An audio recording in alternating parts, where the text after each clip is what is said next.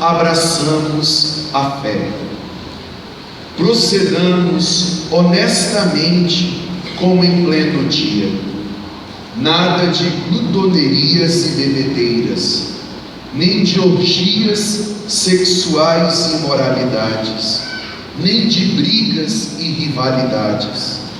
Pelo contrário, revesti-vos do Senhor Jesus Cristo. Amados irmãos e irmãs, neste dia de hoje, nós começamos um novo tempo. Hoje é o ano novo da comunidade. Nós iniciamos um novo ciclo litúrgico. E esse ciclo litúrgico, ele vai conduzir o nosso coração a receber a plenitude que está contida na nossa fé. Então, o ano novo da igreja não começa no dia 1º de janeiro, mas o ano novo da igreja começa no primeiro domingo do Advento. Então, a atmosfera da igreja, ela se encontra de um modo diferente. Hoje, nós estamos respirando um outro ar, um outro sentimento. Após o término do discipulado, nós começamos um novo discipulado. E neste novo discipulado, o nosso coração, ele será doutrinado na esperança que contém o Senhor. Então, para este primeiro dia do Advento, nós ouvimos São Paulo dizer: a salvação está muito próxima de nós. A salvação, ela está mais próxima de que aquele momento que nós abraçamos a fé. Quando foi que você abraçou a fé? Nós abraçamos a fé quando nós colocamos na pessoa de Deus toda a nossa confiança. A fé é uma graça que o Espírito Santo concede a todo homem para não entrar no desespero e nem na loucura. A fé, ela nos faz caminhar numa verdade que nós não estamos vendo, mas que o nosso coração percebe. Onde está Jesus Cristo aqui? Quem viu Jesus Cristo? Ele está no sacrário. Mas nós olhamos, é o pão e o vinho. Mas a fé, ela testifica no meu coração que essa presença do sacrário é a presença viva de Jesus ressuscitado. A fé, ela faz brotar no meu coração que essa palavra que nós acabamos de ouvir, ela é digna de toda a verdade. A fé, ela nos faz perceber que aqui neste ambiente da igreja, nós encontramos a presença dos anjos, a presença dos santos, a presença do Espírito Santo. Mas toda essa verdade não é uma realidade subjetiva do coração e do entendimento de cada um, mas é um sentimento de fé. É uma verdade que só o Espírito Santo pode colocar dentro de nós. Mas só que hoje nós temos uma boa nova: a fé que nos garante todo esse movimento, a fé que nos aproxima do coração de Deus. Esta mesma fé nos faz perceber um tempo de salvação. E a salvação não é uma circunstância de bem-estar. A salvação não é uma situação onde nós nos colocamos a perceber que as coisas estão caminhando bem. A salvação não significa que as coisas vão bem na nossa vida, na nossa família e na nossa casa. A salvação não é um sentimento de bem-estar. A salvação é uma pessoa, e essa pessoa é Jesus Cristo. A fé que nós abraçamos, ela está nos aproximando desta pessoa. Por isso, no tempo do Natal, nós estamos preparando o nosso coração para receber Jesus. Jesus já nasceu há 2000 anos atrás, mas Ele precisa nascer no íntimo de cada família e de cada pessoa na sua plenitude. À medida do nascimento e do crescimento da pessoa de Jesus Cristo no íntimo de cada um de nós, nós vamos nos dando conta das graças que Ele vai operando em cada um de nós. Mas para viver esse momento, nós somos convidados a uma nova postura. Nós somos convidados à vigilância. Quando nós nos colocamos no estado de vigília, nós não conseguimos fazer uma outra coisa. Se você coloca uma pessoa para, não sei se quando criança vocês tiveram essa experiência. Lá na cidade onde eu morava, a minha mãe comprava o leite. A gente não comprava o leite nem do saquinho nem da caixinha. O leiteiro passava todo dia, o leiteiro passava. Um dia sim, um dia não. Aí o leite, corria com a panela, ia lá e pegava 2 litros, 3 litros de leite. Aí minha mãe falava: Oslan, vigia o leite. Tinha que colocar o leite. Eu não sei o que eu fazia. Eu olhava, o leite não subia. Quando eu dava as costas, o leite empolgava. Mas menina, eu falei para tu vigiar o leite. Mãe, mas eu olhei. Eu pisquei e o leite caiu. Quem vigia não pode fazer uma outra coisa.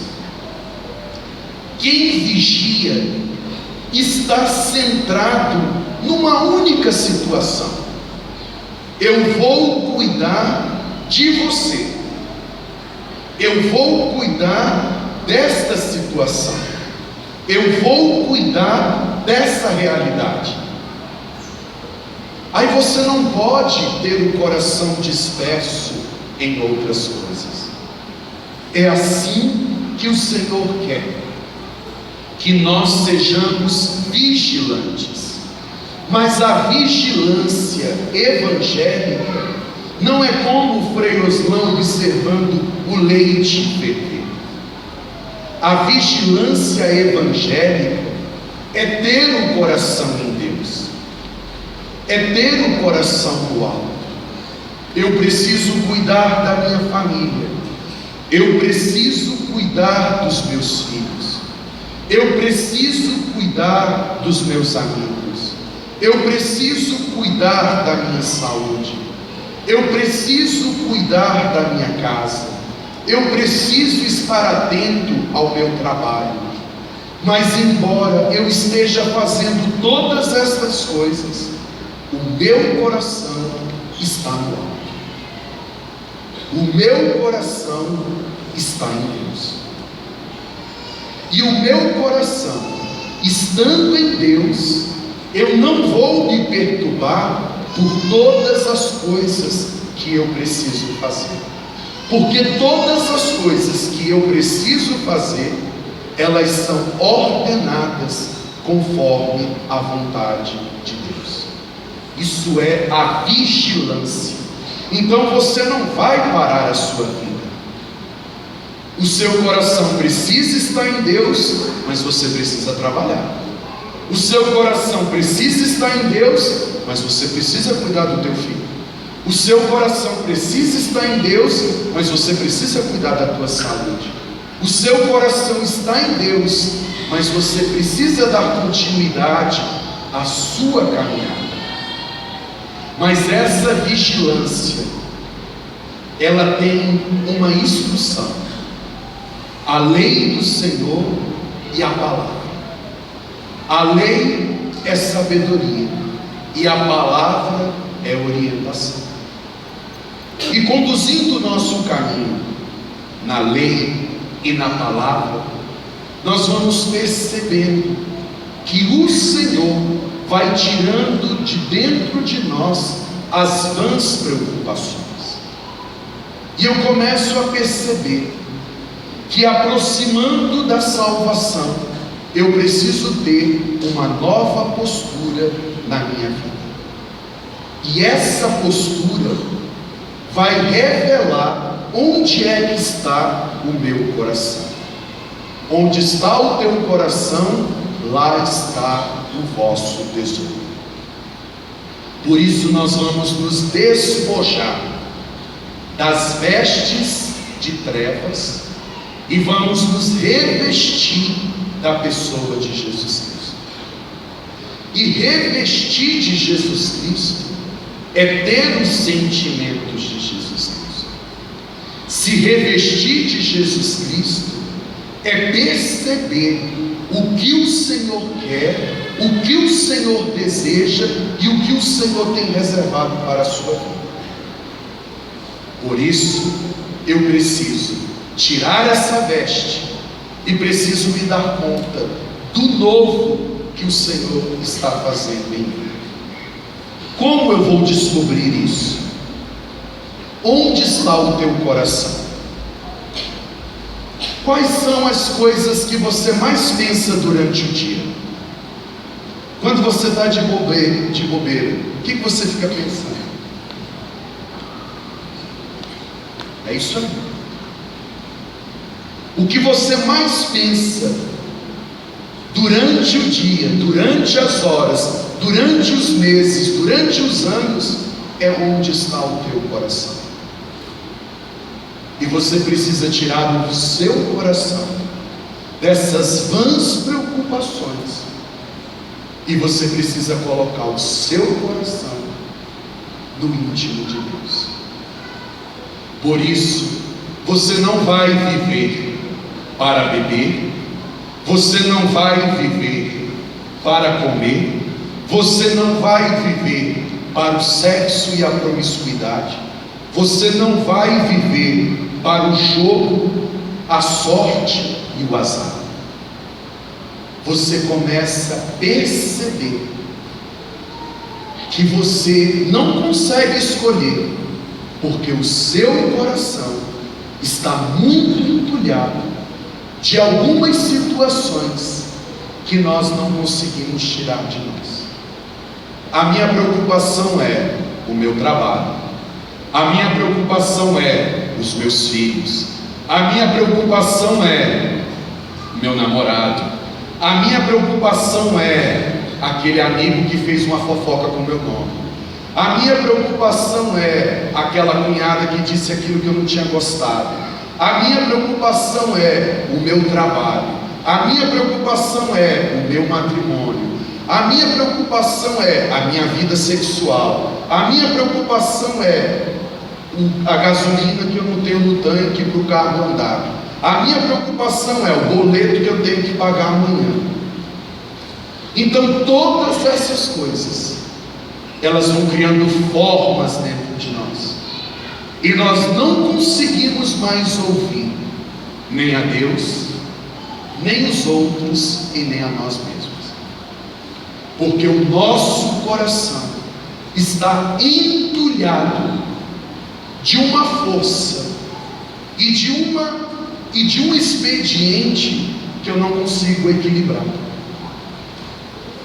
E quando nós nos tornamos assim, nós ficamos pessoas dispersas. O que é uma pessoa dispersa? É uma pessoa que é sempre surpreendida. Ela é surpreendida com tudo. Ela é surpreendida. Meu Deus, aconteceu isso. Nossa, você não sabia? Não. Fiquei desempregado. Você não sabia? Não. O filho adoeceu. Você não sabia? Não. Aconteceu um problema. Você não sabia? Como você não sabia? Você deveria saber. Porque Deus não permite que nada aconteça na nossa casa, na nossa vida, no nosso íntimo, sem antes falar com a gente. Tudo que acontece na sua vida, Deus te avisou antes. Mas você não ouviu. Onde eu estava? Bebendo, comendo, namorando, dançando. Tem algum problema dançar? Não. Tem algum problema beber? Também não. Tem algum problema namorar? Também não. O problema é o excesso. E quando nós bebemos demais, quando nós comemos demais, quando nós nos entregamos aos prazeres sexuais, quando nós nos entregamos a toda e qualquer espécie de prazer momentâneo, na verdade é uma bengala que nós estamos construindo para suportar o peso das nossas escolhas. Por isso, aquele que se coloca numa esperança profunda do encontro com Deus, ele se torna uma pessoa vigilante. E aquele que se torna uma pessoa vigilante, ele tem a capacidade de ouvir o que Deus tem reservado para a sua vida. Onde tem entendimento, não tem sofrimento. Todo sofrimento nasce da ignorância. Onde não tem esclarecimento e entendimento, o sofrimento é muito doloroso. Onde se tem discernimento e entendimento, não existe o sofrimento. Porque o Espírito Santo de Deus, ele dá o entendimento de todas as coisas. O Espírito Santo de Deus, ele tira de nós a perturbação e o espírito de confusão. E quando nós somos orientados na voz do Espírito, nós conseguimos discernir todas as situações que nós estamos passando na nossa vida. Mas é preciso ouvir. E para ouvir, é preciso abandonar as drogas. Aí você fala, mas Freuzinho, eu nunca usei drogas, usou. Vai lá, toma uma cachaça, come rabada, mocotó, depois come um sarapatel, ficou drogado. Juro por Deus que eu estava drogado. Sabe por quê?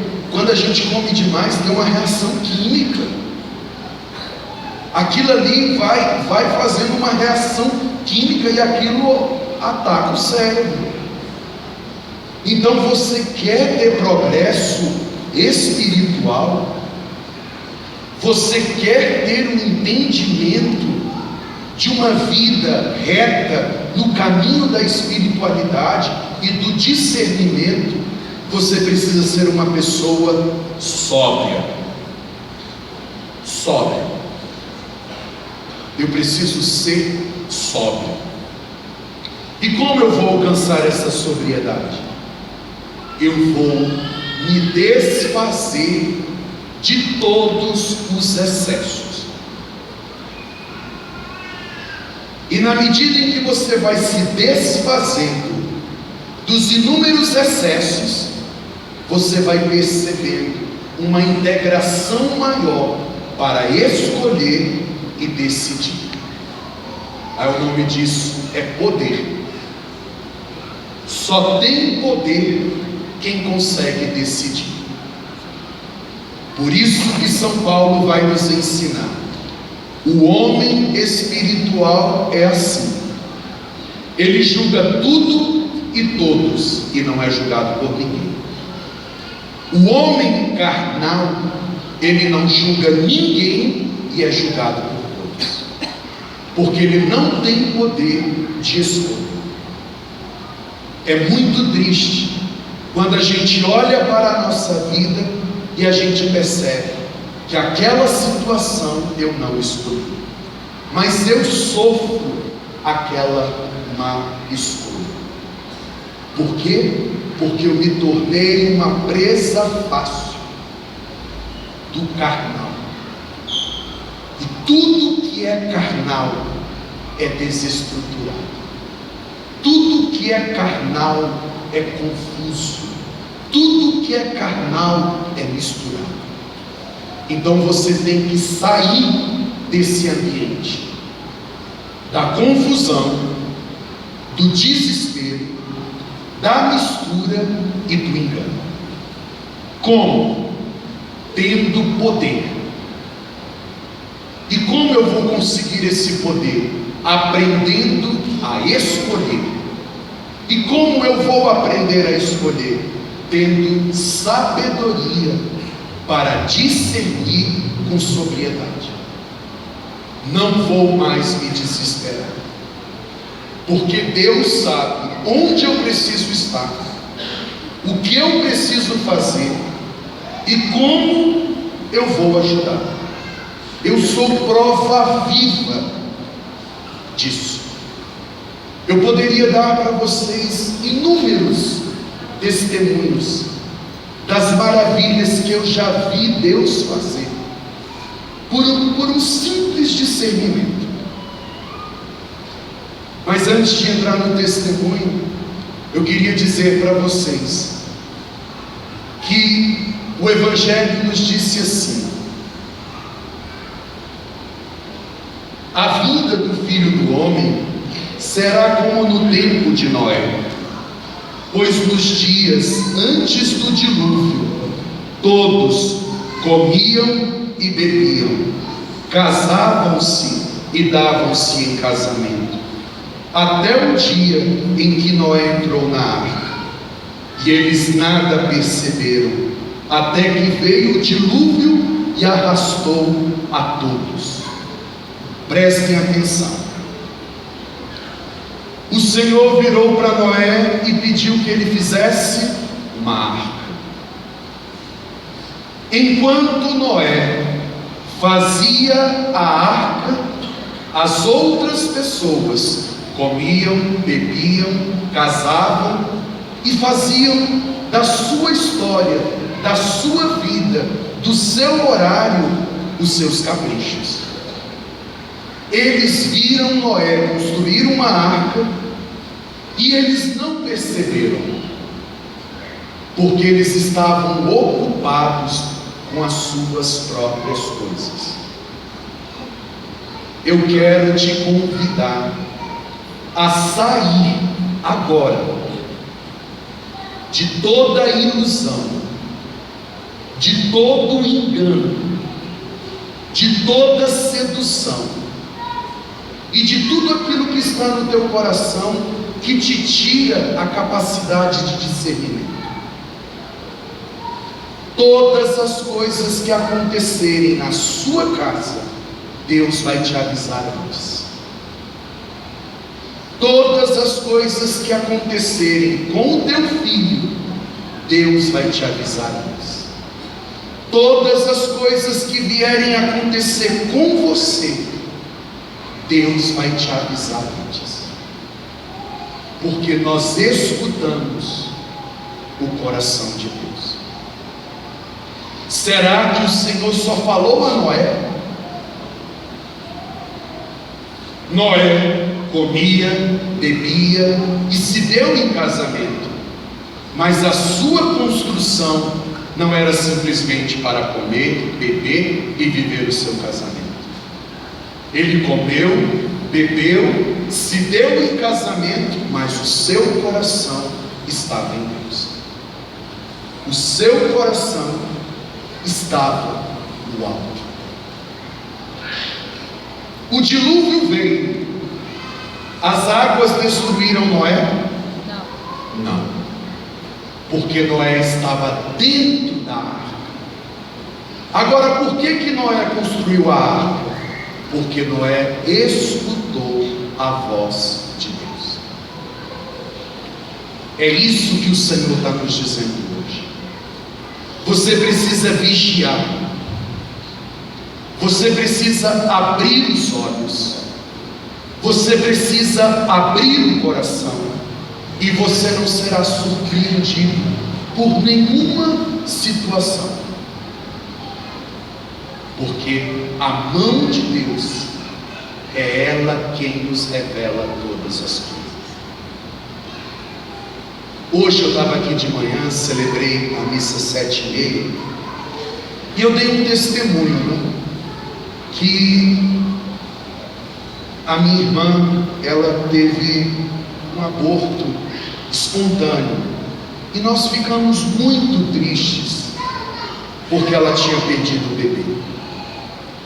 Aí passou um tempo, passaram-se alguns meses, uma amiga que reza muito por mim, me mandou uma mensagem e disse assim: Frei, eu sonhei com você, e você chegava, e eu estava dando de mamar para um menino, ele era comprido, mas só que ele era como um feto, e eu falava, mas ele não pode mamar agora, porque ele ainda é um feto.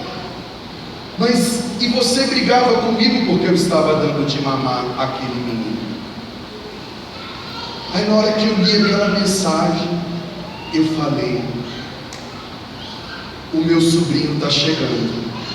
Deus está me avisando que a minha irmã está grávida. Eu li a mensagem, liguei, falei: Dani, tem uma novidade para você. Ela: o quê? Você está grávida? Tô não. Falei: tá, pode ir lá e fazer o exame. Ela foi lá, comprou o exame de farmácia, me ligou depois: eu estou grávida. Eu falei: sabe por quê? Porque Deus não faz nada na nossa vida e na nossa família sem antes nos avisar. Aí eu mandei a mensagem para a senhora e falei: olha, muito obrigado, porque aquela mensagem que você me mostrou é o meu sobrinho que já está amamentando. Ela: Frei, porque Deus avisa, Deus revela. Agora, se o meu coração está muito cheio, qual é a minha preocupação de hoje? Qual é a minha preocupação de agora? Onde é que está o meu coração? Eu não consigo ver Deus me preparando. Aí eu peguei e contei esse testemunho, e contei um outro testemunho. Aí no final da missa, uma senhora veio conversar comigo e disse assim: Frei Oslan, Deus nos trata com muito carinho. Eu quero te contar a minha história. Eu tinha muito medo da morte, e todas as vezes eu tinha medo dos meus pais morrerem, eu tinha medo dos filhos morrerem, eu tinha medo de morrer e deixar os filhos e o esposo. Eu tinha um pavor muito grande da morte. E quando eu ia na igreja, que eu ouvia alguma coisa de morte, eu não gostava daquilo, e sempre aquilo me deu uma perturbação muito grande. Quando foi um dia, eu fui participar de uma missa, era uma quarta-feira, à tarde, 3 padres estavam celebrando aquela missa, e o padre começou a falar da morte, mas quando ele começou a falar, eu comecei a entender tudo da morte, e aquilo foi me dando uma tranquilidade, foi me dando uma paz, E eu comecei a pensar, nossa, então existe uma vida, e eu comecei a sentir vontade de ter aquela intimidade com Deus, mas ter aquela intimidade com Deus precisava morrer.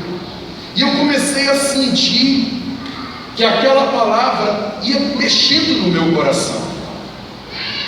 Frei, quando terminou a missa, eu saí da igreja tão contente, porque eu entendi o mistério da morte. Cheguei em casa e disse para o meu esposo: hoje eu entendi o mistério da morte. Foi como se fosse uma grande libertação no meu coração. Isso foi na quarta-feira. Quando foi na sexta-feira, o filho dela faleceu. Aí ela disse que naquele momento, diante daquela situação, que quando vinha aquele desespero, ela fechava os olhos e via o padre falando da morte. Ela falou: Frei, tem 13 anos que aconteceu aquilo, e eu percebi o carinho de Deus comigo.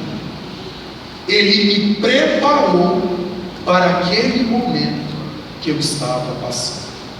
E hoje, quando o Senhor estava dando o seu testemunho aqui na Santa Missa, eu comecei a perceber que Deus fala aos seus amigos.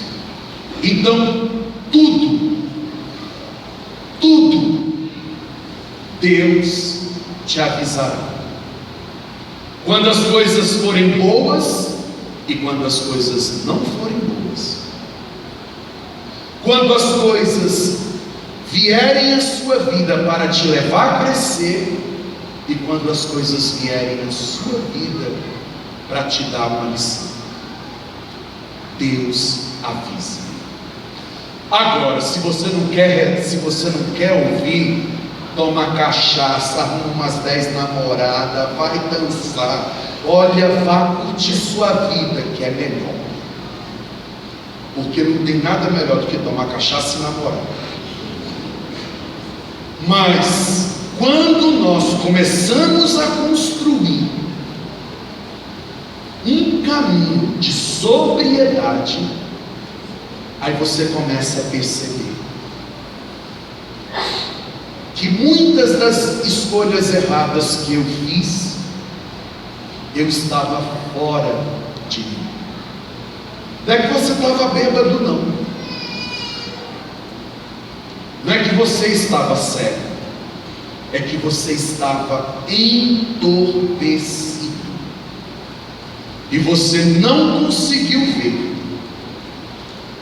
o que precisava ser feito. O dilúvio veio. E o dilúvio destruiu tudo que estava pela frente. O dilúvio destruiu Noé?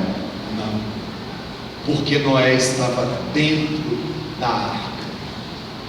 Na hora que o dilúvio vier sobre a sua família, na hora que o dilúvio vier sobre a tua casa, você não será destruído, porque você está dentro da arca.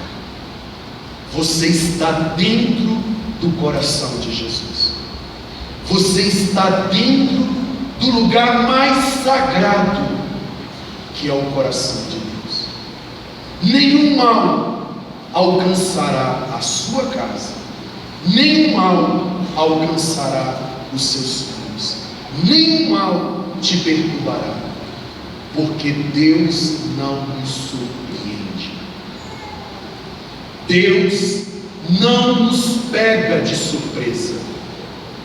Ele prepara, Ele cuida, Ele fala, Ele acalma, Ele tranquiliza. Uma vez uma senhora me trouxe uma criança, e a criança sentia muitas dores de cabeça, muitas dores de cabeça. E a mãe virou e falou assim: Frei, levei no médico, levei no neurologista, e agora nós vamos entrar com um remédio para a epilepsia, que as dores estão cada vez mais frequentes e ele não dá conta.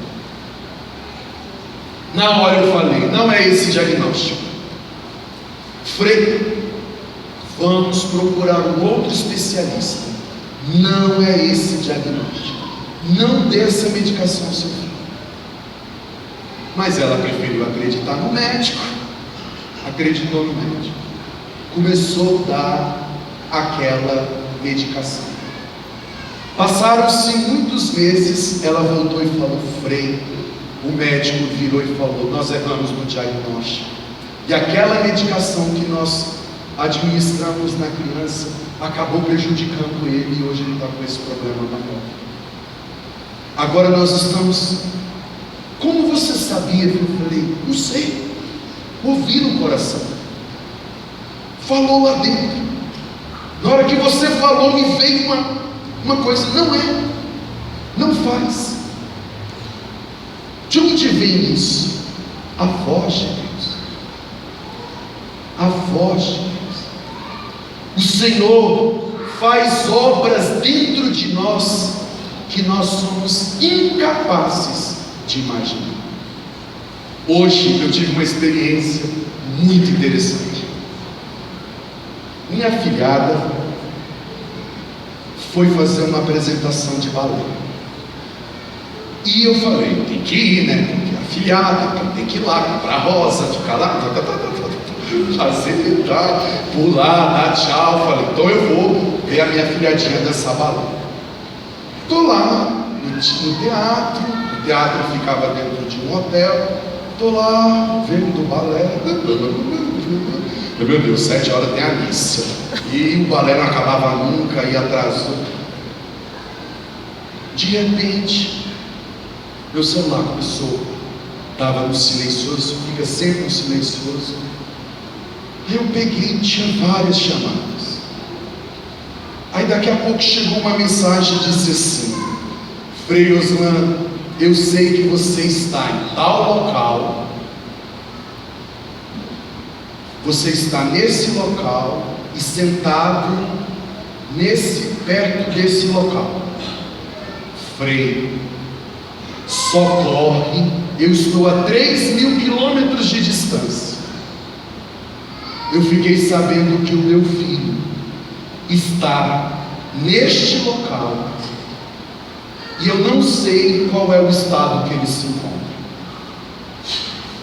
Na hora que eu peguei, que eu li aquela mensagem, eu falei: ele está se suicidando.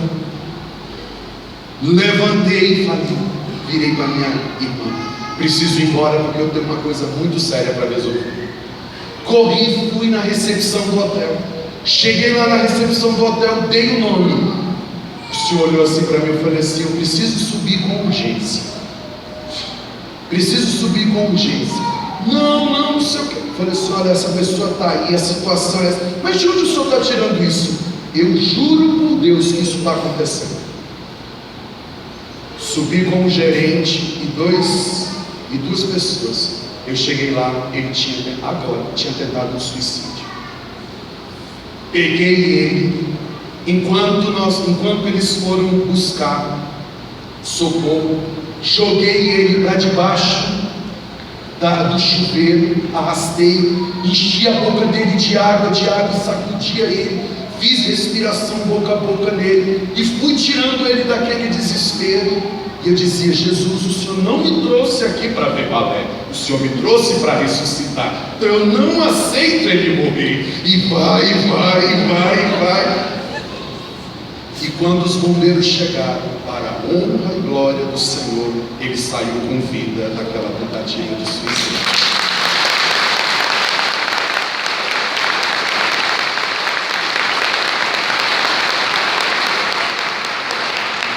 Aí a mãe me mandou a mensagem e falou: como é que está o meu filho? Está ótimo, está descansando. Não vou dizer para a mãe, a 3.000 quilômetros daqui, dizer que o filho tinha feito isso. Mas o que é isso? Ouvir. Deus não faz nada sem contar para para os seus amigos. Quando eu olhei no relógio, era 6h20. Eu virei e falei assim ao bombeiro: o senhor tem que me acompanhar até a delegacia. Eu falei: o senhor me desculpa, eu tenho uma missa para celebrar às 19 horas e eu não vou para a delegacia, porque eu tenho que ir para casa. Corri para celebrar. Quando eu cheguei aqui, que eu beijei o altar e falei em nome do Pai, falei: eu não acredito que hoje eu já vivi tudo isso. Não é possível. Mas sabe por quê? É a unção. É a unção de Deus. Quando a gente escuta, Deus encurta o tempo e alarga o espaço. E todas as coisas são realizadas do modo e do jeito que é para ser.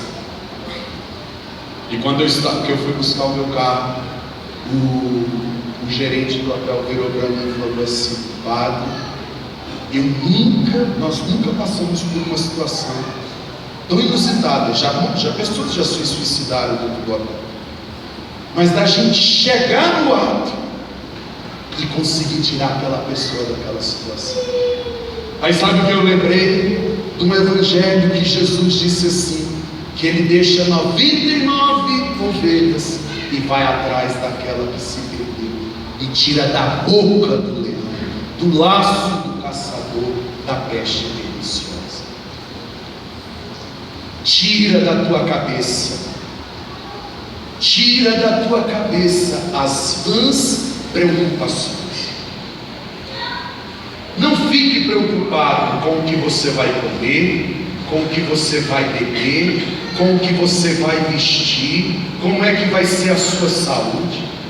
Não fique preocupado, mas confia a tua vida a Deus. Confia o teu coração a Deus.